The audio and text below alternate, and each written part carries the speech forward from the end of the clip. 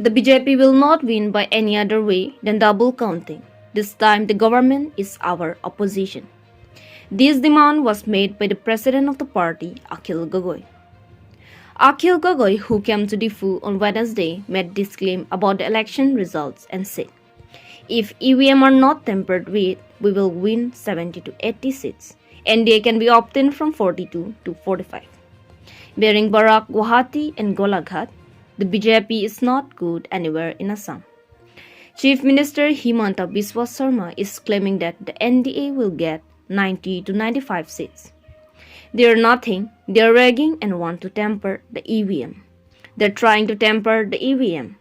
Even the 3 seats out of the total of 6 in the 3 mountainous districts are won by the opposition unity. Of these, Diffu and Amri seats were won by the APHLC and Bokajan by the Congress." On the other hand, Akhil Gogoi also spoke about the claim that the Ganga of development was sown in Karbi Anglong during the BJP rule. "It is not the Ganges of development. Now we see the Ganges of dirty water flowing from the drains to the Rajpath in Diffu city, leaving aside the interior areas." News text report, News 7. Karbi Anglong আমাৰ অসমৰ ভিতৰতে আটাইতকৈ ধুনীয়া জিলাবিলাকৰ ভিতৰত এখন। সেইকাৰণে মাজে মাজে মই কাৰ্বি আংলং আহক, মাজে মাজে ডিফু, কেতিয়াবা আকৌ হাফলং যাওঁ, ডিমা হাছাও জিলা, এনেকৈ এই পাহাৰীয়া জিলাবিলাকত ফুৰি খুব ভাল লাগে।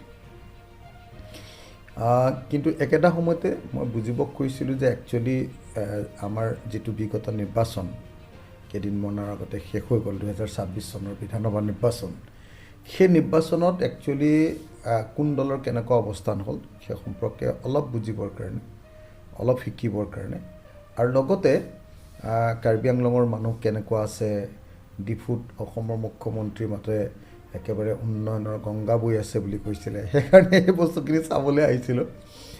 তো এতিয়া দেখা গ'ল যে একচুৱেলি যদিও বিজেপিয়ে কৈ আছে যে কাৰ্বি আংলং আৰু উত্তৰ কাছাৰৰ মুঠ 6খন আসনৰ ভিতৰত এই 6খনতেই তেওঁলোক জিকিব বুলি যিটো কৈ আছে, সেইটো যে মিছা মই ইয়ালৈ আহি বুজি পাইছোঁ।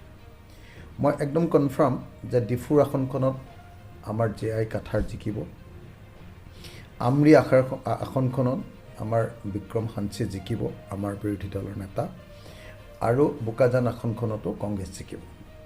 গতিকে এখন কংগ্ৰেছে আৰু 2খন আমাৰ APHLCয়ে পোৱাটো প্ৰায় খাটাং বুলি মই জানো, আৰু বাকী 3খন আসন হয়তো বিজেপি জিকিব পাৰে, আন 3খন আসনত।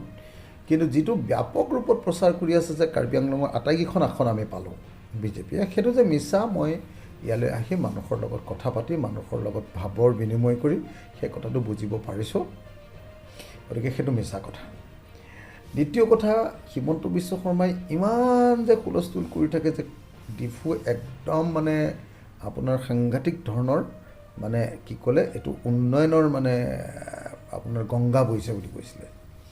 ইয়াততো গংগা মই ড্ৰেইনৰ পৰা ৰাজপথলৈ ওলাই অহা লেতেৰা পানীৰ গংগাহে দেখিবলৈ পালোঁ। ড্ৰেইন ডাইৰেক্টলি দেখিলোঁ যে ডিফু চহৰত ড্ৰেইনৰ পানীচোন ডাইৰেক্টলি আমাৰ একদম চিটিৰ ৰাজপথত পৰি আছে, 1 নম্বৰ। 2 নম্বৰ, ৰাজপথৰ মানে চিটিৰ ভিতৰৰ গোটেই ৰাজপথবিলাকচোন ভগা চিগা, ক'ৰবাত পকা ভাগি আছে, ক'ৰবাত একেবাৰে নায়েই, মাটি ওলাই আছে। ইয়াত উন্নয়ন বোলা বস্তুটো মই একো দেখা নাই। বহুত দিনৰ আগতে ষ্টেডিয়ামখন বনাইছিলে আৰু অভাৰব্ৰিজ এখন বনাইছিলে, সেই দুটাৰ বাহিৰেতো ইয়াত কোনো ধৰণৰ উন্নয়ন মই ক'তো নেদেখিলোঁ। গতিকে মিছাকৈ যে বিজেপি চৰকাৰে গোটেই অসমৰ বিভিন্ন ঠাইত যে হুলস্থুল কৰি আছে যে কাৰ্বি স্বায়ত্তশাসিত পৰিষদ এলেকাৰ ভিতৰত সাংঘাতিক ধৰণৰ উন্নয়ন কৰিছে, কাৰ্বি আংলঙৰ বেলেগ অঞ্চললৈতো যাবই নোৱাৰি। আপুনি পশ্চিম কাৰ্বি আংলং গ'লেতো আপোনাৰ কঁকাল বিষত ঘূৰি আহিবলৈকে দিগদাৰ, এনেকুৱা ৰাস্তা পদূলি বেয়া। আনকি গোটেই কাৰ্বি স্বায়ত্তশাসিত পৰিষদৰ ৰাজধানী ডিফু নগৰখনৰ, ডিফু চহৰখনৰ আপুনি ৰাস্তা পদূলি দেখিলে আপুনি আচৰিত হৈ যাব। মই ক'লোৱেই নহয় যে একদম ড্ৰেইনৰ পানী ডাইৰেক্টলি আহি ৰাস্তাত ভৰ্তি হৈ থাকে। যিখন চেণ্ট্ৰেল মাৰ্কেট ডিফুৰ, যিখন মেইন মাৰ্কেট, যিখন মাৰ্কেটত আমাৰ কাৰ্বি মহিলাসকলে বেছিকেলি শাক পাচলি বিক্ৰী কৰে সেই মাৰ্কেটখনৰ অৱস্থা আপুনি চাওক তাত সোমাব নোৱাৰি তাত প্ৰথম পানী জমা হৈ থাকে তো ড্ৰেইনৰ পৰা পানী ওলাই থাকে গতিকে এনেকুৱা ধৰণৰ পৰিস্থিতিৰ পৰা মই এটা কথা ক'ব পাৰোঁ যে অসমৰ মুখ্যমন্ত্ৰীয়ে বিজেপি চৰকাৰ দিনত আমাৰ পাহাৰ অঞ্চল সাংঘাতিক উন্নয়ন হৈছে বুলি যিবিলাক প্ৰচাৰ কৰিছে এইবিলাক অপপ্ৰচাৰ এইবিলাক সঁচা কথা নহয় এইটোৱে কথা আৰু অসমত আপোনালোকৰ বিৰোধী হৈ কিমানখন আমি যিটো বুজি পাইছোঁ মই সেইকাৰণে চাৰিওফালৰ পৰা আচলতে বিভিন্ন ঠাইলৈ গৈ পৰিস্থিতিৰ বুজ লৈ আছোঁ তাৰ পৰা যিটো বুজি উঠিছোঁ যে এইবাৰ মানে বিজেপিৰ ভাল 3টা ঠাই এটা হ'ল বৰাকত 1 নম্বৰ 2 নম্বৰ গুৱাহাটীত 2 নম্বৰ আৰু 3 নম্বৰ অলপ ভাল আপোনাৰ মানে গোলাঘাট জিলাখনত কিছু পৰিমাণে ভাল তাৰ বাহিৰেতো মই ক'তো অসমত বিজেপিৰ ভাল দেখাই নাই হিমন্ত বিশ্ব শৰ্মাই যে এই যে 90খন 95খন আসন পাব গাই আছে এইবিলাক বেলেগ একো নহয় তেওঁলোকে যে ৰিগিং কৰিছে আৰু যে এতিয়া ইভিএম টেম্পাৰেট কৰিব খুজিছে ইভিএম টেম্পাৰিং কৰিবৰ কাৰণে কৰা অপচেষ্টাৰ কাৰণে এইবিলাক ব্যাপক ৰূপত এনেকৈ প্ৰচাৰ কৰি আছে ক'ত বিজেপিয়ে 90খন আসন পাবলগীয়া ঠাই আছে মই ভাবোঁ যে এই সময়ত যিটো নিৰ্বাচন হৈ গ'ল এই নিৰ্বাচনটোত যদি এতিয়া ইভিএম যদি গণ্ডগোল কৰিব নোৱাৰে তেতিয়াহ'লে 70ৰ পৰা 80খন আসনত আমি বিৰোধী পক্ষ জিকিম 70ৰ পৰা 80খন আসন লৈ এবাৰ বিৰোধী পক্ষই চৰকাৰ গঠন কৰাটো খাটাং হিমন্ত বিশ্ব শৰ্মাই এনেই 90খন 95খন এইবিলাক যে বকি আছে বেলেগ একো নহয় কেনেকৈ ইভিএম বদলাই ইভিএম হেক কৰি ইভিএম টেম্পাৰ কৰি বাহিৰৰ পৰা বোলে ডাঙৰ ডাঙৰ এক্সপাৰ্ট আনিছে সেই এক্সপাৰ্টবিলাক আনি বোলে তেওঁলোকে ইভিএমবিলাক টেম্পাৰ কৰিব খুজিছে আৰু এনেকৈ গোটেই নিৰ্বাচনটো বদলাবৰ কাৰণে নিৰ্বাচনী ফলাফলটো বদলাবৰ কাৰণে অপচেষ্টা কৰিবৰ কাৰণে তেওঁলোকে 90খন 95খন এইবিলাক বকি আছে আচলতে এই মুহূৰ্তত মই ভাবোঁ যে গোটেই অসমত আজিৰ দিনটোত যদি বিজেপি আৰু এনডিএ গোটেই বিজেপি আৰু এনডিএ যদি পাব পাৰে তেতিয়াহ'লে খুব বেছি 40 to 45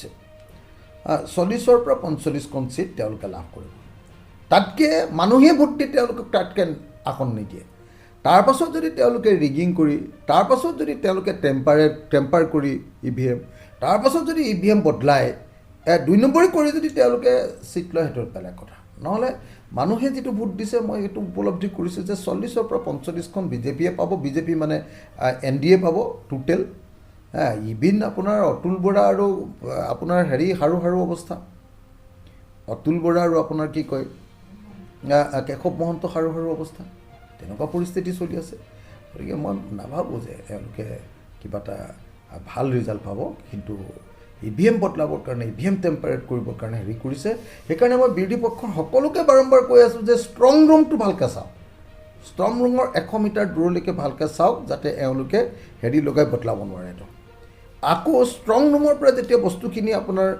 ইভিএম মেচিনখিনি যেতিয়া কাউণ্টিং হললৈ নিব তেতিয়া অনবৰতে লগে যাব লাগিব সেইখিনি সময়ত যাতে বদলাব নোৱাৰে মই ভাবোঁ যে 2 নম্বৰী কৰাৰ বাহিৰে বেলেগ কোনো ৰাস্তাৰে বিজেপিয়ে কোনো পৰ্যায়ত জিকিব নোৱাৰে চৰকাৰ এবাৰ আমাৰ বিৰোধী পক্ষ